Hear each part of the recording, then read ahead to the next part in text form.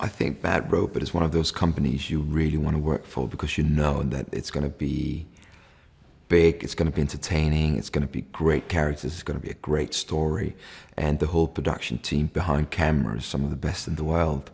So you want to work with companies that create these epic stories. And JJ himself, he's producing this film, but he's also one of the creative partners to Julius.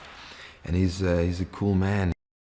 I think this is a different take on the whole Second World War genre, and it's about a couple of parachuters who have to drop down behind enemy lines and to take out this radio tower so the troops can arrive on D-Day. And then they meet the Germans. I've always teased my European colleagues when they've done Russians and Germans. And I was like, I'm never ever gonna do a German. I'm never ever gonna do a Russian. Cut to now. Here I am in the most beautiful set doing an SS Wafner officer. And I'm enjoying it. I love being the antagonist. There's something interesting in being an antagonist. And it's my job to try to make him so realistic as possible. The protagonist can sometimes be a little bit boring because you have to be the backbone of a story. You have to be the straight man. And when you're doing the villain, you can do all these crazy decisions and you can overact like you've never overacted before, and you can actually plan an evil laughter and get away with it, and people come up afterwards and go like, I love that laughter. And that's what I love about being an actor, is to do these crazy characters. If I weren't having such a good time, I would do something else. If you use a word as a monster, you automatically think it's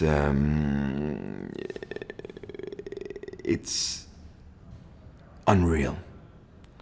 But if you say, or if you call it a super soldier, which is very difficult for me to say, it becomes more realistic.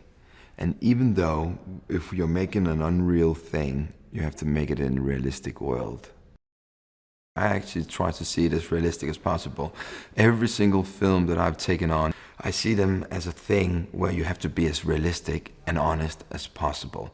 I'm not trying to create a supervillain who wouldn't be possible in the world we're living in.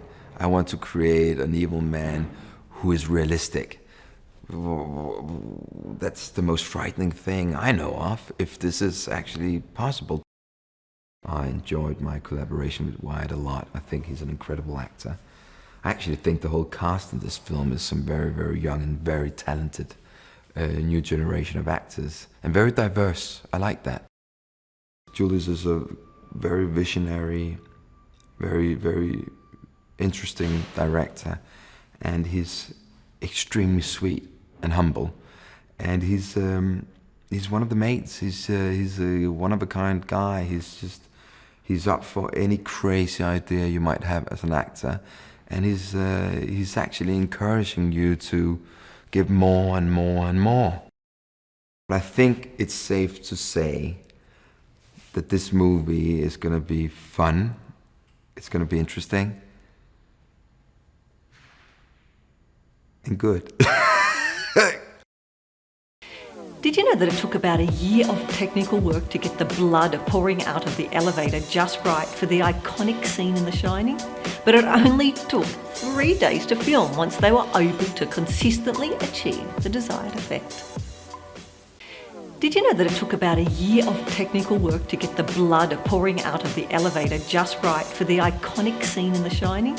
But it only took 3 days to film once they were able to consistently achieve the desired effect.